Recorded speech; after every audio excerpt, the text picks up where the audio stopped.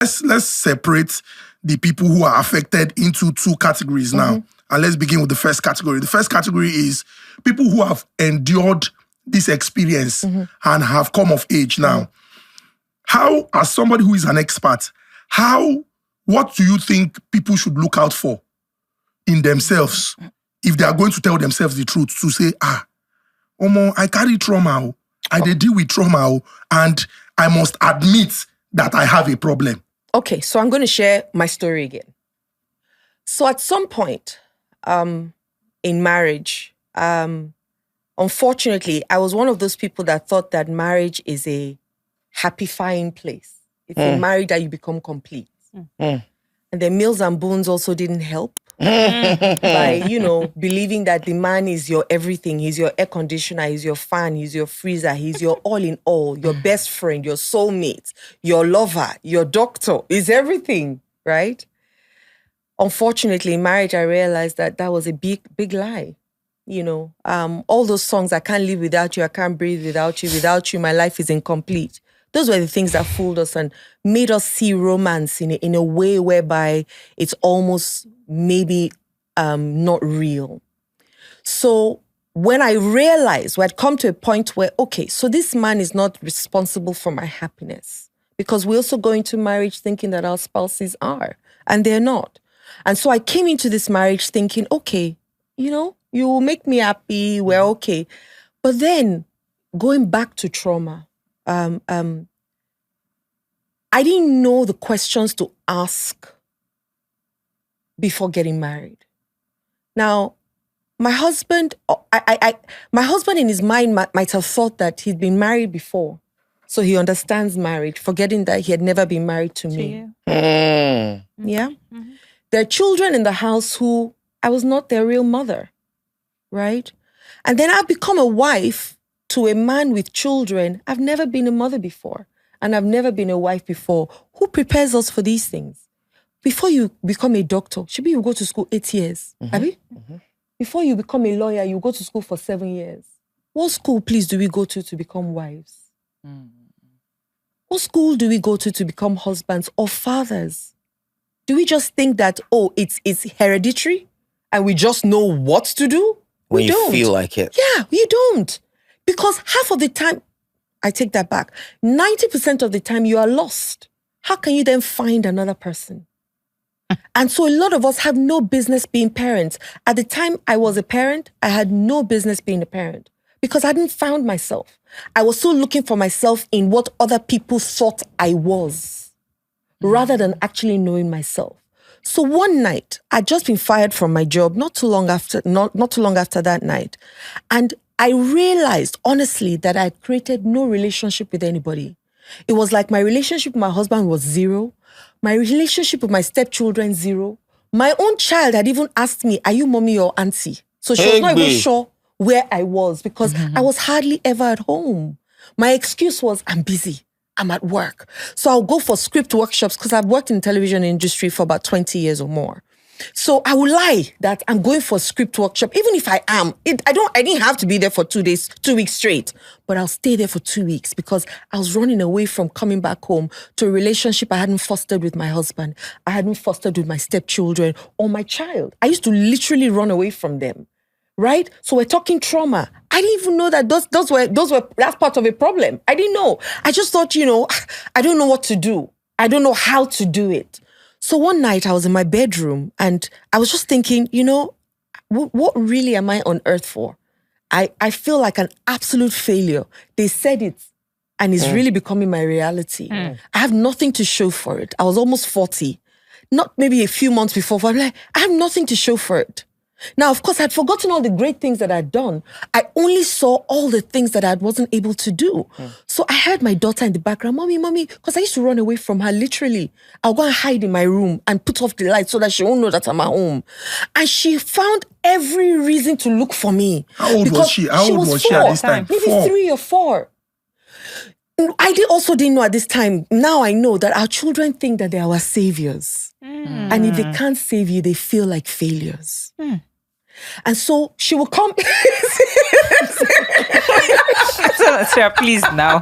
We're being serious here. So she will that night she knocked on my door and she opened the door and she came inside. And so I had to really, just jump up, and she's like, Mommy, I've been looking for you all around the place. I said, I'm here. So she jumps on the bed. She says, Mommy, I want to ask you a question. I say, yes. Are you happy or are you sad? I said, I'm happy. She said, then why are you crying? I said, because I'm happy to see you.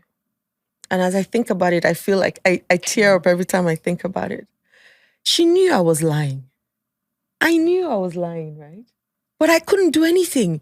So she just hugged me and she said, Mommy, I just want you to know that I love you. I swear.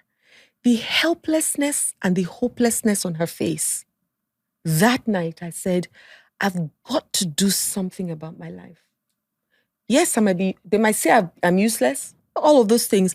But even if it's not for me, for this child, so that at least I can put a smile on her face and she will feel like I have a mother, right? So she held me that night. We fell asleep together in tears. The following morning, I said, something's got to happen. So I excitedly went up to my husband. I said, I think we need counseling. I think we need to go for therapy. I think, because I'd been hearing therapy. I didn't really know. My husband looked at me and said, there's nothing wrong with me. If there's something wrong with you, then go and seek help. That was all I needed to hear, to be honest. I mean, it hurt a little bit at the time, but I'm like, I know there's something wrong with me. What it is, I don't know. But I know there's something wrong. I'm at my worst ever. I've failed at being a mother. I've failed at being a wife. I've been fired, so I've failed there, So really, what's left?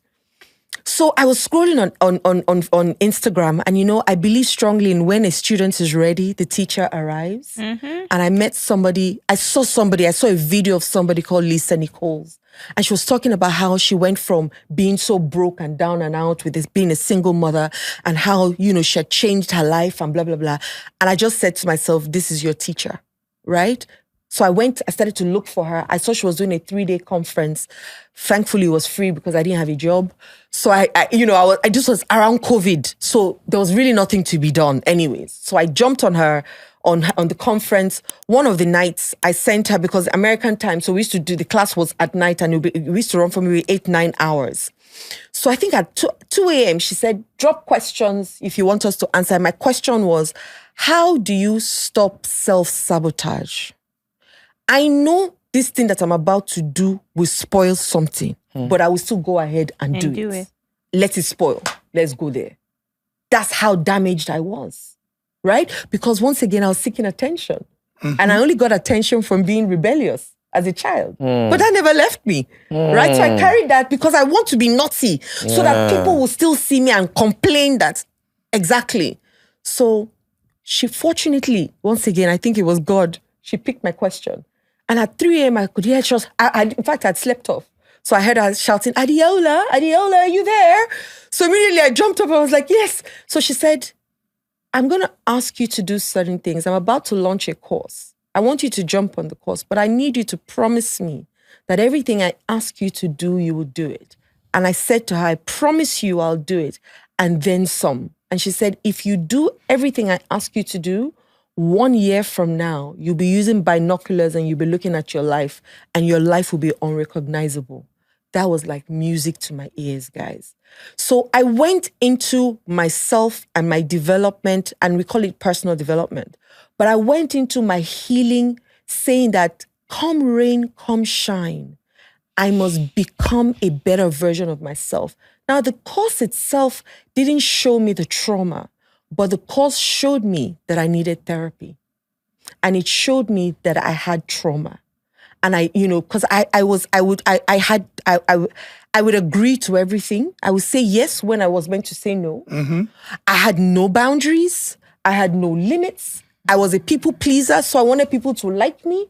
So everything you ask me to do, I would do it, but grudgingly.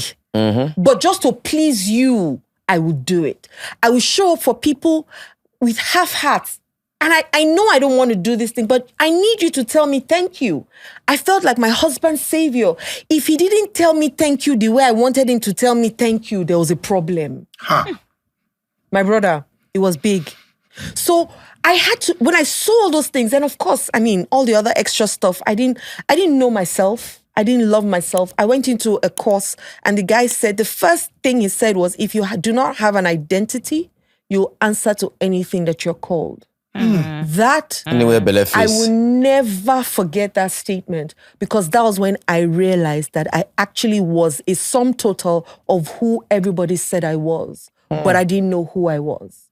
So for me to depart from that person that I was showing up as, I had to create a new identity for myself and then walk in that identity. So this Adiola right now is a recreated version of who Adiola used to be, because the Adiola that existed would amount to nothing. The person that I am right now, you can't even touch me.